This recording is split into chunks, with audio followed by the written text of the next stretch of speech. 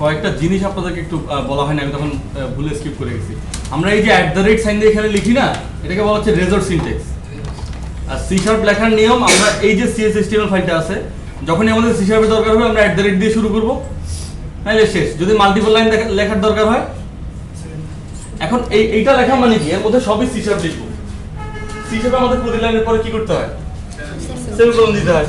আর এটা মানে একটা লাইনে লিখতেছি, এরপর আর কোনো লাইন নাই, এখানে লাগেই না, লাগে না। ওকে, আচ্ছা আরেকটা জিনিস আমরা একটু দেখি, এখানে অ্যাকশন রেজাল্ট আসলে কি, এটা কি বলেন তো আমাকে? অ্যাকশন রেজাল্টটা কি, মানে এটা দেখে কি বোঝা যায় এটা কি? Return type. আর একটু স্পেসিফিক কিছু, ক্লাস। দুজনের কথা ঠিক আছে। রিটার্ন টাইপ কোন অর্থে?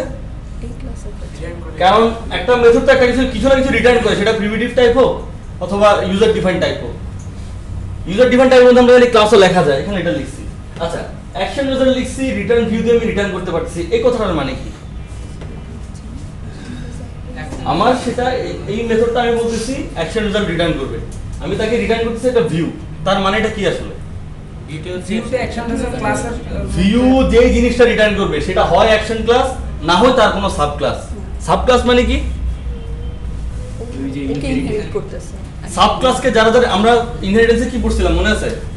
সাব ক্লাসকে যারা যারা ইনহেরিট করে, আমরা একটা সাব ক্লাসের অবজেক্ট ক্রিয়েট করে ওইখানে ওইসব অবজেক্ট রাখতে পারতাম না? এটা রেফারেন্স ক্রিয়েট করে ধরেন আমরা একটা, এটা হচ্ছে আমাদের প্যারেন্ট, একটা প্যারেন্ট ক্লাস, এটা আমরা নাম দিলাম, আমরা এভাবে লিখতে পারতাম না, নিউ চাইল্ড। মনে আছে সবার?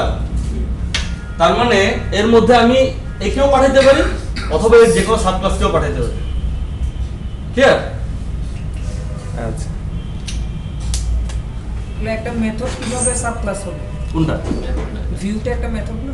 হ্যাঁ, ভিউ মেথড। ভিউ থেকে যে জিনিসটা রিটার্ন করে সেটা হয়তো এটা সাব ক্লাস, কারণ ভিউ তো কিছু না কিছু রিটার্ন করে, সেই জিনিসটা তো আমি ওকে সরাসরি রিটার্ন করে দিচ্ছি, তাই না? ওকে।